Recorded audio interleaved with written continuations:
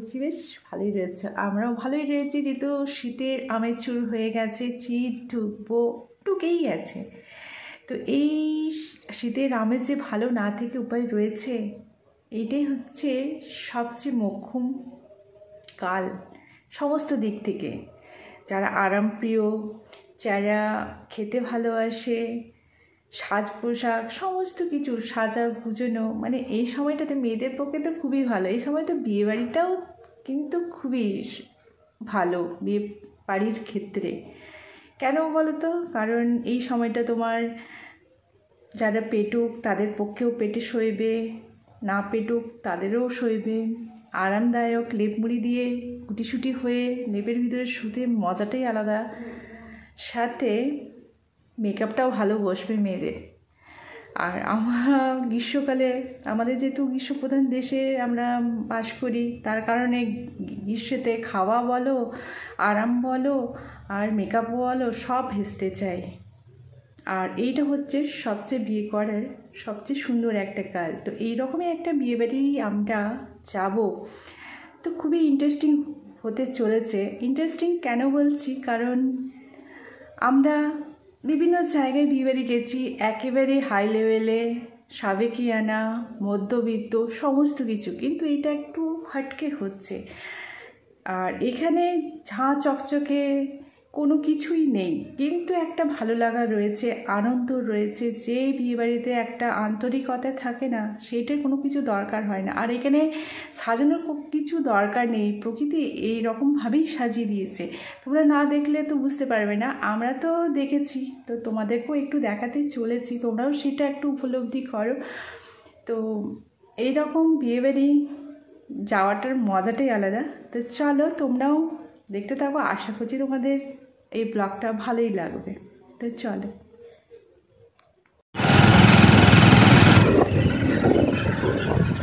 ওই যে রাস্তাটা খারাপ রাস্তাটা এলাম, ওইটা মা প্রজেক্ট দিয়েছে, ওই রাস্তাটা এখানে জয়েন করার জন্য।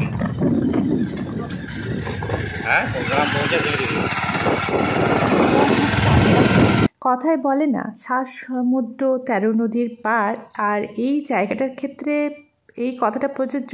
7টা পাহাড় 13টা ঝর্ণা পেরিয়ে চললাম আমরা বিয়েবাড়ি।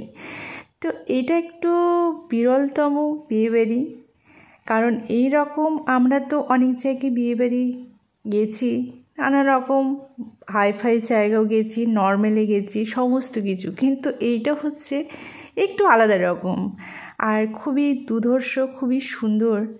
কারণ এই কারণেই বলছি, চারিদিকে দেখতে পাচ্ছ কত ঢালুর মধ্যে দিয়ে যাচ্ছি।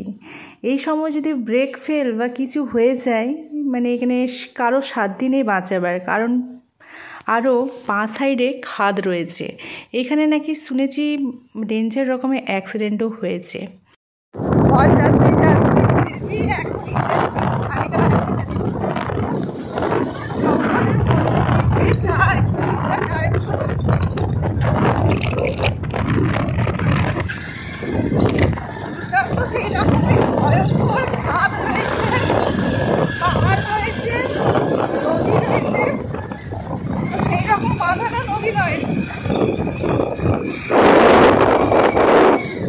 কিন্তু খুবই ডেঞ্জার রাস্তা। আর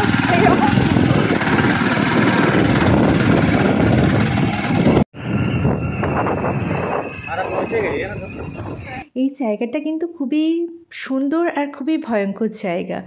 অনেক কষ্টের মধ্যে দিয়ে একে তো শাড়ি পরেছি সেজে গুজে, তোমরা বলবে যে কেন আমি গাড়িতে গেলাম না। আসলে কি না, বাইকে যাওয়ার মজাটাই আলাদা রকম। এই রকম সিনারি আর দেখতে পেতাম না যদি আমরা গাড়িতে যেতাম। আর গাড়ি একটু অন্য ঘুরপথে গেছে, আর আমরা গেছি একেবারে খুবই শর্টকাট কিন্তু যাওয়ার রাস্তা দিয়ে। এই তো তোমাদেরকে দেখালাম প্রথমে যে তারা অনেক আগেই পেরিয়েছে, কিন্তু আমরা অনেক লাস্টে পেরিয়েছি, কিন্তু তা সত্ত্বেও আমরা আগে পৌঁছে গেছি। আর এইটা একটা ছোট্ট স্টপেজ। এখানে এত কিছুর মধ্যে দিয়ে হচ্ছে এখানে দোকানপাট রয়েছে, সৌভাগ্য। তো আমরা চাটা খেয়ে নিচ্ছি, একটুখানি বিশ্রাম নিচ্ছি। তারা যাক, তাদের আতিথ্যপনা হোক। পথযাত্রী তো স্বাধীনভাবে যেতে পছন্দ করি, তাই বাইকে করে আমরা মোটামুটি 3টা বাইক মিলে আমরা গেছি। কারণ একা যাওয়া চলবে না, বিপদ হলে আশেপাশে আমাদেরকে বাঁচাবার তো কেউ থাকবে। এসে আমরা জলখাবার খেয়ে নিচ্ছি, আগে পেট পুজোটা করে নিই। জলের মধ্যে বিয়েবাড়ি করতে এসেছি, বেশ ভালো জায়গা, ঘুরতে খুব মজা আর ভালো লাগছে, একটা ইন্টারেস্টিং লাগছে। দুধর্ষ জায়গা, চারিদিকে পাহাড় জঙ্গল ঝর্ণাতে একেবারে ভর্তি রয়েছে। এখানে যেখানে রয়েছি সেখানে একটা জলাশয়ের মধ্যে রয়েছে, আর দূর থেকে জলের কলকল আওয়াজ শুনতে পাচ্ছি, কিন্তু যেতে হবে, একটু দূর যেতে হবে। এখনও বিয়ের সেই রকম হয়নি, রেডি হয়নি, তো আমরা ঘুরতে চলে এসেছি। যেহেতু এত সুন্দর পরিবেশ, বসে থেকে লাভ নেই, তো চারিপাশটা তোমাদেরকে দেখাচ্ছি। আর ভালো লাগছে দেখতে, একদম ক্লিন পরিবেশ। এখন নিয়ে যাবে কি বলেছে, এইখানে একটা জলাশয় আছে, ওই মানে ওই সাইডে কোথাও কলকল আওয়াজ শুনতে পাচ্ছি, ওই সাইডে। আর এখানে একটা বড় মতো পুকুর রয়েছে, ওই দিকে পুকুর রয়েছে, কিন্তু এটা মনে হয় এটাকে জলটাকে বাঁধিয়ে রেখেছে, পাহাড়ি জলকে বাঁধিয়ে রেখেছে। আর এগুলো অটোমেটিকলি, যেহেতু উঁচু জায়গা রয়েছে তার কারণে এগুলো জলগুলো এইগুলোতে, জলাশয় বেশ সুন্দর। ওই দিক থেকে মোবাইলে ক্যাচ হচ্ছে না, কিন্তু কলকল করে বয়ে যাচ্ছে জলের ধার।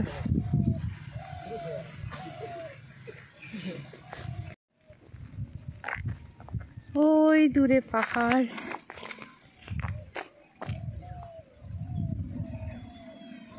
আর এই সাইডে কলকল করে জলগুলো বয়ে যাচ্ছে। মানে গ্রামটা, এই সাইডে গ্রামটা রয়েছে, এটা উঁচু জায়গার মধ্যে রয়েছে। এইখান থেকে ঢাল, ওই দিকের থেকে ঢাল, এই দিকের থেকে ঢাল, মানে জলের একটা স্রোত বয়ে যাচ্ছে। জায়গাটা ভারী সুন্দর, অনেকবারই বললাম, কিন্তু আমি ক্যামেরাতে ক্যাচ করতে পারিনি বা দেখাতে তোমাদেরকে পারিনি। দেখতে পাচ্ছ চারিদিকে পাহাড়, আর যে রাস্তা দিয়ে এসছি সেটাও পাহাড় বেয়ে এসছি, নদী বেয়ে এসছি।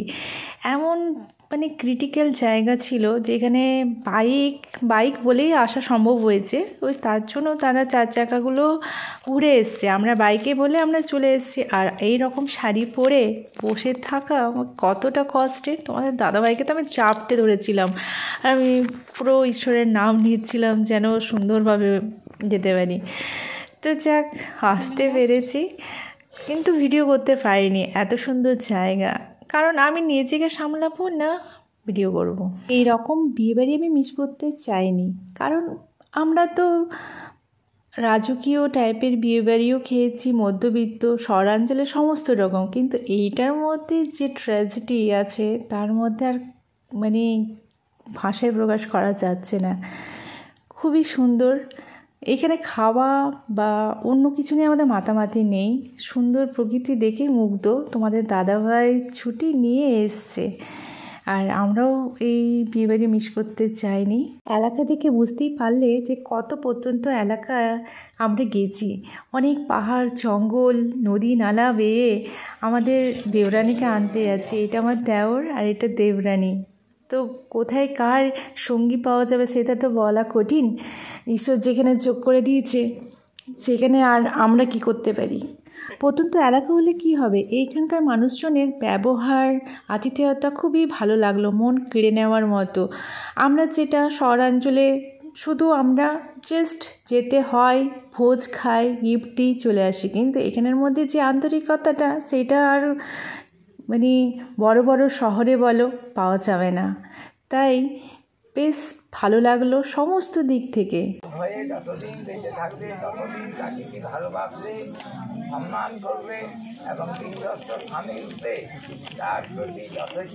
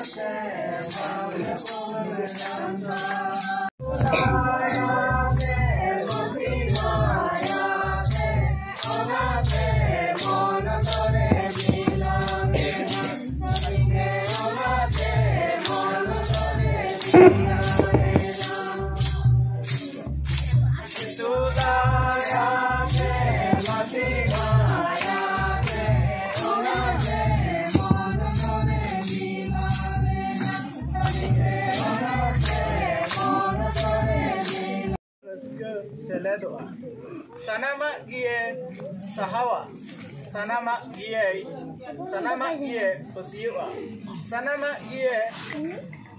gie asoa, sanama gie sumbrawa. Dulur do diso.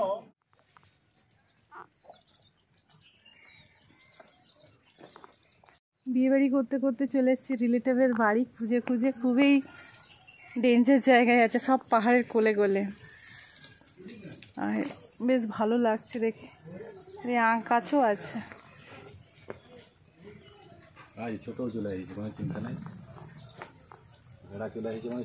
এইটা নিয়ে সন্দেহ, এটাকে ভাবছি এটা সেন্টের চাপাতা গাছ।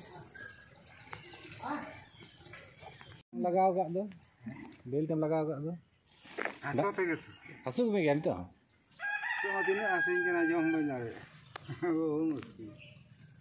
ছুটির বাড়ি এসেছি, কোনোদিনও আসিনি, তো তোমাদের দাদাভাই নিয়ে এসছে আর দেখছি বাগান টাগানগুলো, হেভি ভালো লাগছে জায়গাটা। কিন্তু প্রত্যন্ত এলাকায়, এখানে কোনো যোগাযোগের ব্যবস্থা সেই রকম নেই।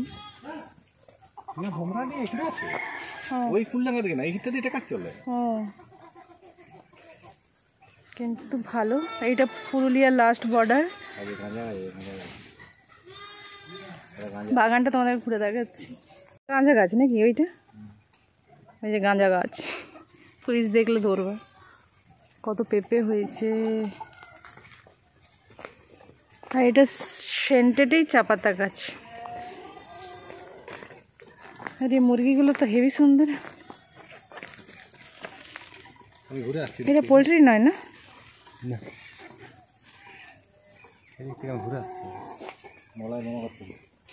তো তুমি একা কেন যাবে?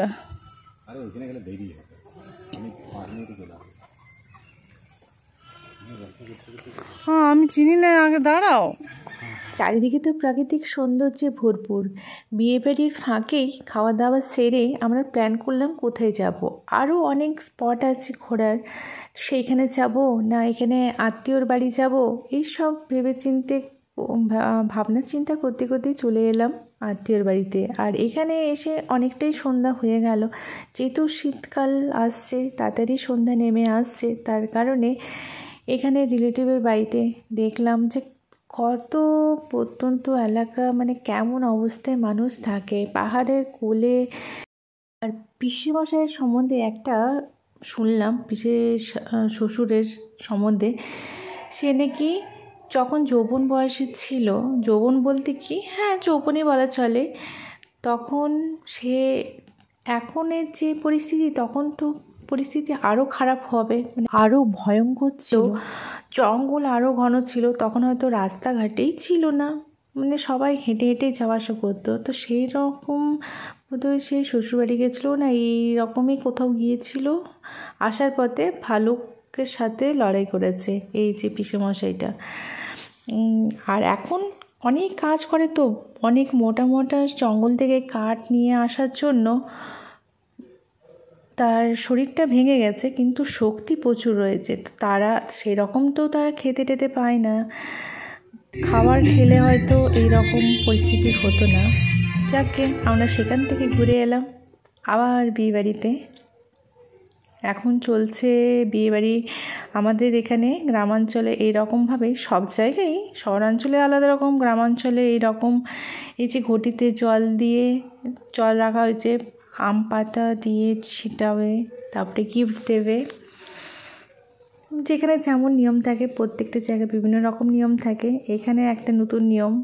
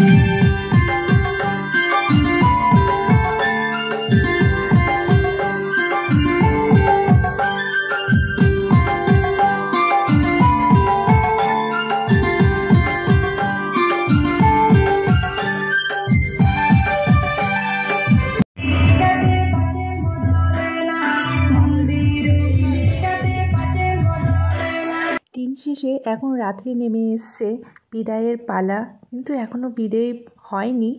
তো আমাদেরকে তো যেতে হবে, এদিকে বুঝতেও পারছি না কত দেরি হবে।